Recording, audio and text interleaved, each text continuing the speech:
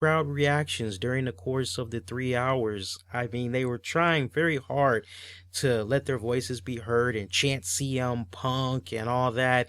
And there was a couple of spots throughout the night where I didn't mind it, in particular when it came to the Divas match. I believe it was Asuka teaming up with Alicia Fox to take on the Bella Twins. Even though it was somewhat of a decent match, I actually didn't mind them chanting it during that particular segment. And then we had the Summer Rae teaming up with Fandango as they were taking on Emma and Santino. I just thought that was just silly altogether. I didn't mind it when the fans were chanting then. But to hear them chant during Christian versus Sheamus, and we had some people say, oh, this match is boring. It was probably boring to a lot of folks because they've seen these two lock it up so many times already, especially when it was over the World Heavyweight Championship on the Blue Brand SmackDown. So I could kind of understand that point, but the past couple of times that they've been hooking up in recent weeks, it's actually been pretty damn good. I mean, let's be for real. It could have been worse, guys. We could have seen a match again with Titus O'Neil and Darren Young, and that really hasn't been going anywhere, okay? I remember these guys fought on last week's main event. I thought that was a yawn. I thought what they did at the Elimination Chamber pay-per-view was a yawn. So honestly, it could have been a lot worse, guys. But honestly, I think for the Chicago fans that were there in attendance, they really, I appreciate the fact that they were trying to stand behind CM Punk and everything. But now the real question comes into mind. Here is a guy for you, the Chicago fans in particular, and hardcore CM Punk fans. Here's something that I want you guys to seriously think about and really ask yourselves, okay? Here you got CM Punk, who hasn't been on Twitter since January 26, 27. He's just been MIA.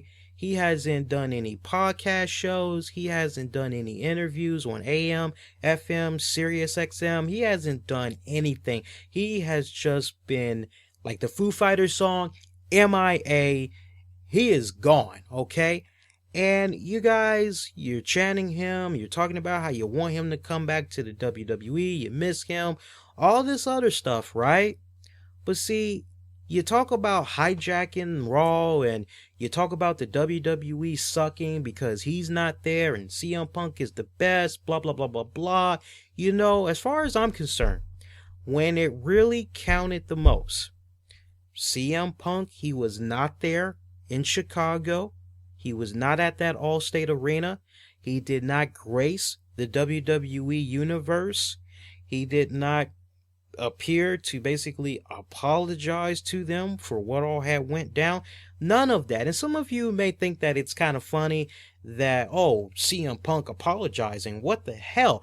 You know what? Stone Cold Steve Austin, in his own way, when he returned to the WWE after basically saying, okay, F this, I'm taking my ball and I'm going home. When he returned to the WWE, that one last hoorah, in his own way, when you go back and you play it, he did apologize for what had went down, with Vince and just the way everything was going with booking, creative. He apologized in his own way, and he did kind of do it in an open forum while also going to business and everything and really setting up that next big feud that he was going to be having. And in this case, it was going to be his one last encounter with Dwayne "The Rock" Johnson. Honestly, CM Punk, he didn't go that route. And the fact that CM Punk wasn't there in Chicago for that Raw episode, I ask you guys, okay, how can you continue to idolize someone you call your hero, someone you call your idol? Because when it counts the most, this man didn't return to the WWE, at least not yet. He hasn't released any type of a interview or video to basically apologize to you guys for possibly him letting you all down.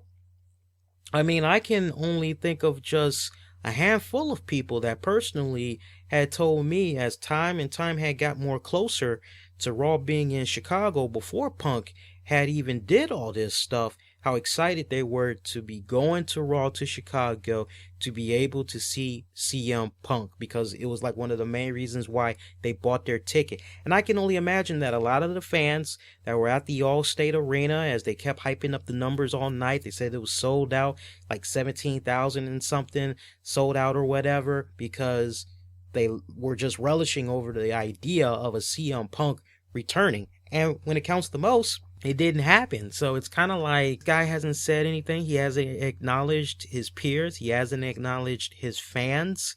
He hasn't acknowledged you all that's been supporting him all these years and help make him be in the position that he's in right now, where he has a lot of money saved and he's in that spot where he can say, fuck it, I don't need wrestling, I got enough money, bump this, I'm done. That's exactly how he's operating right now. So to you guys, I really want you to ask yourselves, is it really worth continuing to buy CM Punk merchandise? Is it really worth continuing to go to WWE events and chant CM Punk's name? Is it really worth it? Because the way things are looking right now, CM Punk is quietly moving on with his life.